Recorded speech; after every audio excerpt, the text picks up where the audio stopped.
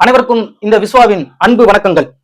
ராணிப்பேட்டை மாவட்டம் நெமிலி ஒன்றியம் பின்னவரம் ஊராட்சிக்குட்பட்ட சேந்தமங்கலத்தில் இருக்கும் மதுக்கடை எண் 11225. இந்த மதுக்கடை பாத்தீங்கன்னா எல்லா மதுக்கடையுமே பள்ளிகள் கோயில்களுக்கு இருந்து தூரமா இருக்கணும். ஆனா இந்த மதுக்கடை பள்ளிக்கு அருகாமையிலே இருக்குது.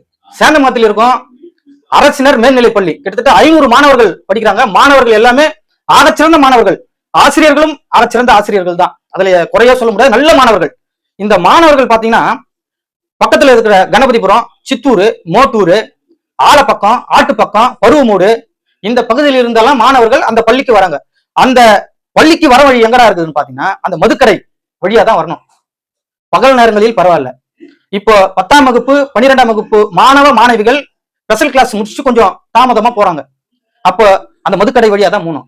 அங்க வழியிலே குடிச்சிட்டு இருக்கும் அந்த மது பிரியர்களை பார்த்து அந்த மாணவர்கள் மனம் வேதனை அடைகிறது. இதால கல்வி பாதிப்படைகிறது.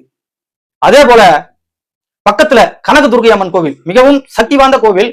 எல்லாருக்குமே தெரியும். அந்த காஞ்சிபுரம், அரக்கோணம், ராணிப்பேட்டை வரும் தெரியும். அந்த பொங்கலுக்கு அடுத்த வாரம் ஒரு திருவிழா நடத்துவாங்க, மயிலர் திருவிழான்னு. கிட்டத்தட்ட 5 லட்சம் பக்தர்கள் அங்க கூடுவாங்க, ஒன்னா கூடுவாங்க. அவ்வளவு சக்தி வாய்ந்த கோவில் இருக்கு. தினந்தோறும் ஆயிரக்கணக்கான பக்தர்கள் வந்து அந்த கோயில வழிபடுவாங்க. அந்த பக்தர்களும் இந்த மது பிரியர்களை பார்த்து கொஞ்சம் அச்சம் அடையறதா அங்க இருக்கிற இளைஞர்கள் சொல்றாங்க. இது சம்பந்தமா கடந்த 10 வருடங்களாக சேந்தமங்கலம் பின்னவரம் ஊராட்சி இளைஞர்கள் மாவட்ட ஆட்சித்தலைவரை போய் பார்க்கறது, சட்டமன்ற உறுப்பினர்களை போய் பார்க்கறது. இப்போ போன மாதம் கூட மாண்புமிகு அரக்கோணம் சட்டமன்ற உறுப்பினரும் கூட்டுறவுத்துறை அமைச்சர் அண்ணன் காந்திராஜ் அவர்களை சந்தித்து ஒரு மனு கொடுத்திருக்காங்க.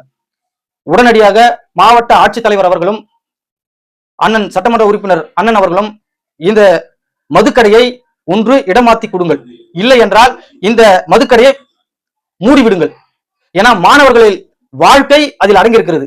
ஏன்னா குறிப்பாக மாணவர்கள் அதை பார்த்தால் தடமாறுவதற்கான வாய்ப்பு இருக்குது.